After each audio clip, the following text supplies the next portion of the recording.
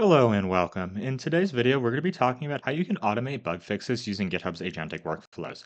But at the end of the video, what you're going to see is that when we create a new issue that is clearly defining a bug, not only will the labels automatically be added to the bug, but in addition, if a bug label is added to any issue, a pull request is most likely going to be opened, and that is going to have a suggested fix of what is actually going to fix the bug.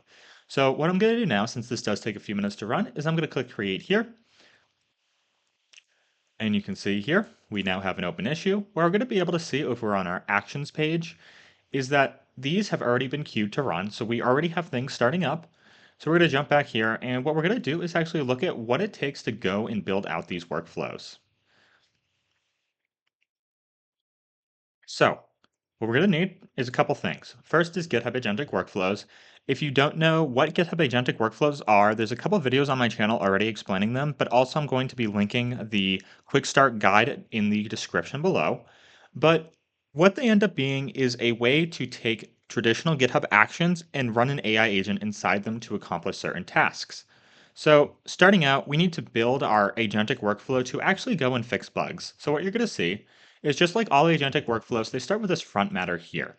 And this front matter defines most of the metadata properties. For example, when would this workflow trigger? What permissions does the agent have within the workflow? And finally, what are safe outputs that the workflow and the agent can actually do? In our case, there are only going to be two safe outputs the agent is allowed to actually go and do once it runs. The first is going to be updating an issue, and the second is going to be creating a pull request. Basically, what we want is on the issue that triggered the workflow, we want it updated with a report of the suggested bug fix. And in addition to that, we also want a pull request opened with the actual suggested fix. In addition, below the front matter, we're going to have our prompt. And just for brevity, I'm going to paste that down here. You can see here, you're just a bug triage agent, and you have to describe the bug, analyze the bug, and open a pull request if you have a high confidence fix. In the case no high confidence fix is found, you just add a need triage label to the issue itself without creating a pull request, because we only want pull requests created that are actually most likely solving the bug. We don't want to create a pull request if it has a very low likelihood of solving the bug. So getting started on this, first off, we want it to execute whenever a issue is labeled as a bug. So we're going to say on issue being labeled, or actually the correct syntax would be on the issue where the type is labeled. So that's the change being made to the specific issue. We're going to say if the name of the label is bug, you can see it says names here because we're allowed to have multiple different naming things. For example, bug or fix could both be relevant labels, and we would want this workflow to execute on either. In this case, we only want it to execute on bug, so we're just going to leave it there. And then what we're going to have lower down is permissions. So what is the agent able to actually go and do? In our case, it's going to be read operations. So you can see contents, we want that to be read only. And that's actually enforced by agentic workflows. You need it to be on read only. From there, you're going to also see issues, and we need that read only. We need pull requests, and we're going to have that as read only. Now, quick thing to note here, this is the agent permissions. When we talk safe outputs, creating a pull request is obviously a write operation, and that actually gets defined separately. So the safe outputs have additional permissions because we're defining those as safe things that can be the output, whereas we don't want an agent to be able to go and write it to a pull request without that safe output steps. Basically how agentic workflows, the agent runs and it just reports to the safe output step, which is entirely deterministic, what safe output should be done. The agent can't actually go and execute that itself. So that's just a security permission there. What you're going to also know here is this needs to actually be a markdown file, and I currently have in YAML. So we're just going to remove that, switch it over. There we are, and then we get rid of those red lines. Finally, our final step here is those safe outputs. So remember, two safe outputs. One is we are going to just update the issue, and we already have passed into the context as unseen variables that the issue, what the number is, and what the name of the issue is. So we don't actually add more information there. It will just know exactly what issue, and that's going to be the only issue it's able to change. Next off, create pull request, and this is a new pull request. So we actually do have to add a little more information. First off, I want everyone to know what this pull request is and that's going to be a pull request that's implementing a fix.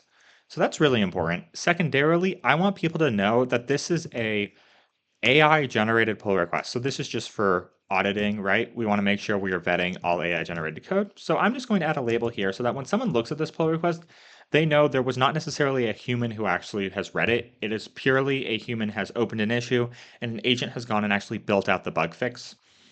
Then from there, we have our prompt here. You can see the prompt. It also adds some metadata here for the issue and body, as well as the triggering issue number. So that just adds that context so we can refer back to it. So with all that being said, that's basically the entire agentic workflow here. So now in my terminal, what I'm going to go and do is I'm going to do GitHub, AW, and I'm going to say compile. If I just want to compile this specific file, I can add the file name without the markdown extension. In our case, AW compile just compiles everything in the workflows folder that are agentic workflows, and we only have one. So either way, they're the same, but we're just going to click compile. See what here? Oh, our issue. This needs to be issues plural, but that should be the only issue in the step. There's another issue. Title prefix label. Looks like I can't spell. Third time's the charm. There we are. And you can see what really GitHub Agentic Workflows end up being is this markdown, which then has a transpiler under the hood, which is able to take that markdown, which GitHub Actions isn't able to actually read and do anything with, and turn it into a traditional GitHub action. The reason we don't do this natively in GitHub Actions, even though making agentic workflows in GitHub Actions is not that hard, is that to add all the safety and security permissions that agentic workflows has, it's not as simple as just a few lines of a workflow. You can see here our workflow with that small markdown file is already over 1,200 lines. So hence why a transpiler is really, really helpful in this case. So that's going to be our bug fix. We then pull it up. I have a much more detailed implementation in the current repo, so I'm not going to actually make that change. But this is everything you need to know to implement a bug fix. Now, what I do want to note as well is there is a couple little hiccups that you may end up noticing. So you can see here, well, first off, we've already labeled this as a bug. So you can see here, the agent has gone and labeled it as a bug. But you can see here, normally it would say actions bot or something similar has labeled a bug.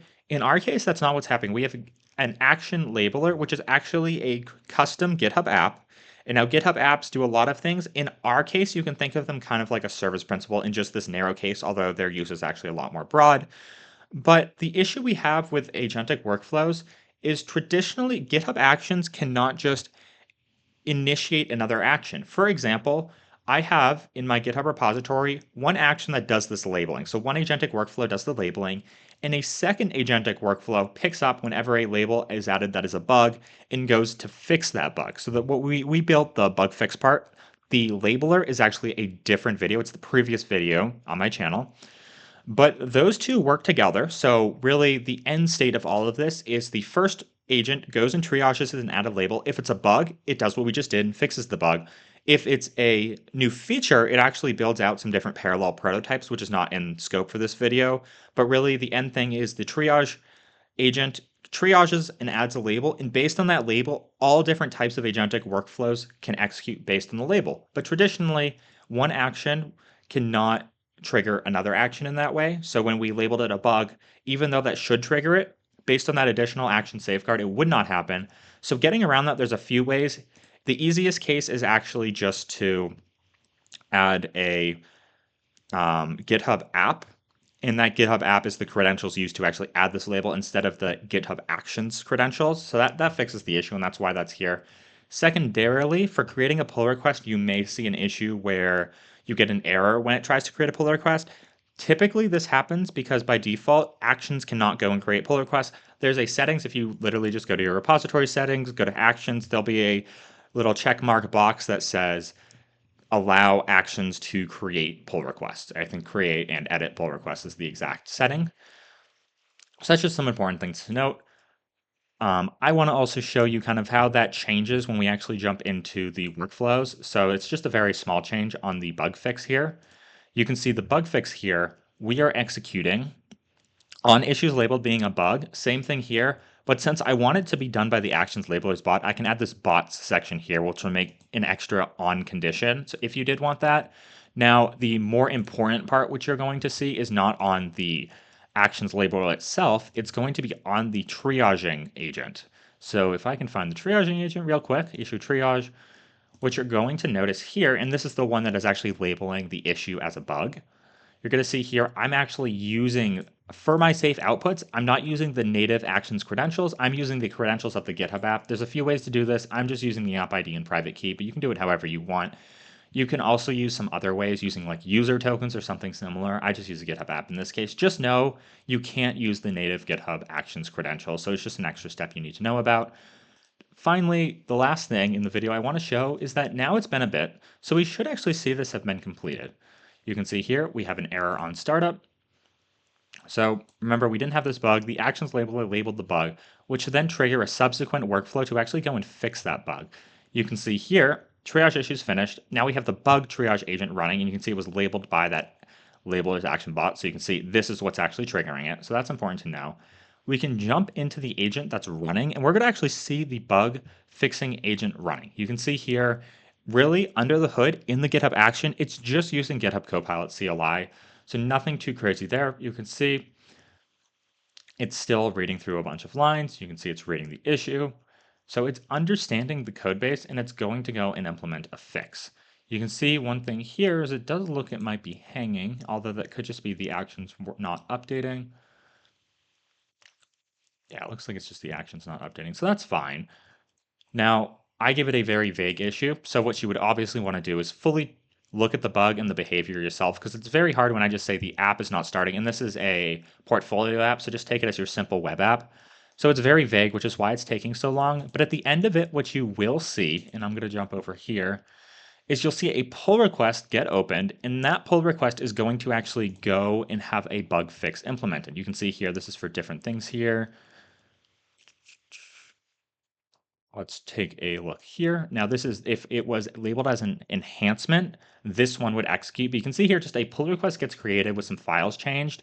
And then within the issues or the request summary, you're going to see the changes made and more just a report of tasks completed, its approach, and really everything you need to know to how the agent went and approached the fix. So all of that is to say, with GitHub Actions and agentic workflows, you're going to be able to build agents out that when you create an issue that is a bug, it's going to go triage the bug, give a report in that issue, and if it has a high confidence fix, you're very easily going to have it be able to go open a pull request with that fix. So by the time that gets pulled into your sprint, you're going to see when a developer goes and looks, the first thing they need to do is obviously look at the issue, but the second thing, they can just look at the pull request. Does that actually fix the problem? Maybe they'll go test it. But a lot of the time, all of these bug fixes that used to take a lot of legwork. So it could take an hour for you to go actually find where the bug occurred and maybe a minute or two to fix. It could be a 2-line fix, right? That all of that legwork is now consolidated so that by the time it gets to a developer, very likely 90% of that time has been saved, and the developer can just test the pull request, make sure it works, and then approve it, and they're good to go, and that task is fully completed. So that's really the power of the bug fix agent and agentic workflows. I'm going to link both the agentic workflows quick start website so you can get started yourself, as well as a website I have, which is for continuous AI. And this just gives a bunch of different examples. You can see here we have the auto triage agent, a bug fix agent, parallel prototyping. So that's when you build out implementation, workflow failure doctor. So that's going to be whenever a workflow fails, it's going to generate a report on the failure and tell you how you can go and fix it and the most likely root cause of the failure. And finally, sequential tasks, which is the most detailed one here. And what that does is it has a issue triager. And based on the issue triage, if it's a bug, it goes and does a bug fix. Pretty simple, what we've been talking about this video. And if it is an enhancement, it's going to go to the plan agent. The plan agent is going to build out a plan to implement that fix, or not the fix, the feature or enhancement. And that plan agent is then going to hand that checklist over to 3 separate implementation agents, your architect agent, your guardian agent, and your Swift agent, each of which is going to create their own prototype so that by the time a developer gets to the issue, they're going to be able to go and see which prototype they work best and begin working off of that. So thank you for watching.